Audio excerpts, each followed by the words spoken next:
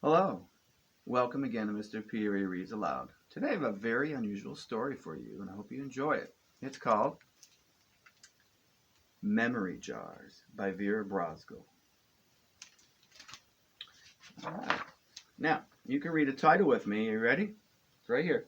Memory Jars. Good job. On a hot, sweet, sticky July day, Frida went blueberry picking with her gran. Deep among the bushes full of fat blue fruit, Frida ate as many as she picked, and they tasted like sweet sunshine. They were the best right then, and they'd never be better. She ate until her fingertips were purple and her stomach felt like a giant blueberry. Then when they got home, she said, "I can't do it! I can't eat them all!" "Oh, calm down, French fry," said Gran. "We can put them in a jar and save them. I use them for my special jam every year. It was your grandpa's favorite recipe." Frida remembered her grandpa eating toast every morning with glossy purple jam on it. He was making sure it was spread all the way to the crust so every last bite was sweet. Frida remembered her grandpa with very fond memories. So if we save these berries in jars, they'll be just as good?" said Frida. "Yes," said Gran. "The jars keep them preserved for a long time, so we can eat blueberries in January if we like." That gave Frida an idea. She tried her idea out on one of Gran's fresh chocolate chip cookies. It was very, very hard not to eat it, and she put that cookie jar under her bed, said goodnight to Gran, and then she sort of slept. Then the next morning, she checked, and it had worked. The cookie would be warm and yummy forever. She had saved it. Frida wondered what else she could save. Well, she was going to need a lot more jars.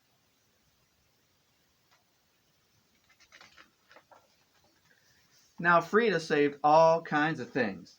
There's the warm cookie. There's Halloween candy, the new stuffed animal with the tag still on it. There's some unbroken robin eggs. There's some poppies there. She's got unscuffed sneakers, brand new crayons, and a rocket pop unmelted inside the jar. And Frida came across her friend Jack. That was her best friend on the entire planet. And he was moving to Arizona at the end of the month. And he didn't want to move. And now he wouldn't.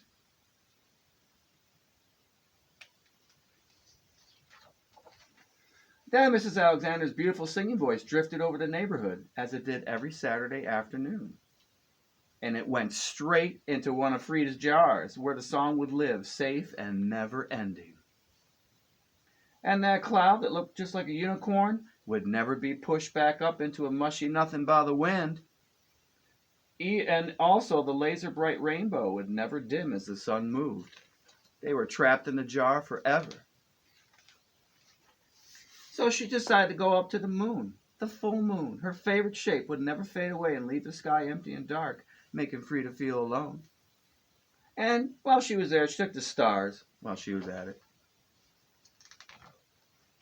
Finally, Frida's favorite things were all tucked away in jars. Everything would be saved and safe, just the same, forever and ever. Well, almost everything.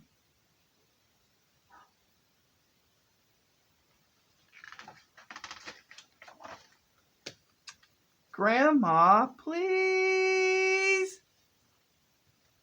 Well, all right, French fry. Anything you like.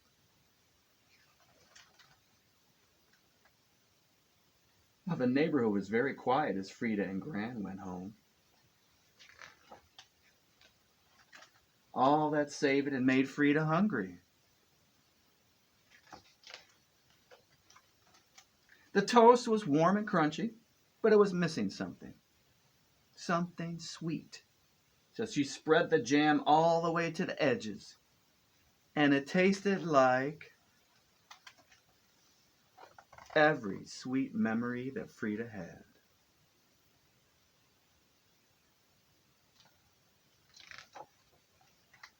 And then Frida remembered something. She let Grandma out of the jar. She needed her. Grandma! Now, on a cold, blustery day in January, Frida had breakfast with her Gran. Whoops, ran out of jam, said Gran. Oh, don't worry, Frida, said Frida. We can make more next summer, right? And then she took a bite. It was delicious, just like she remembered. Is this the end?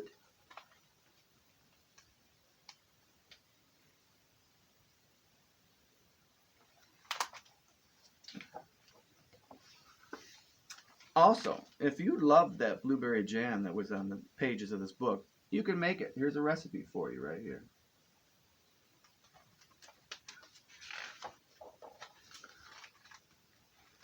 The end.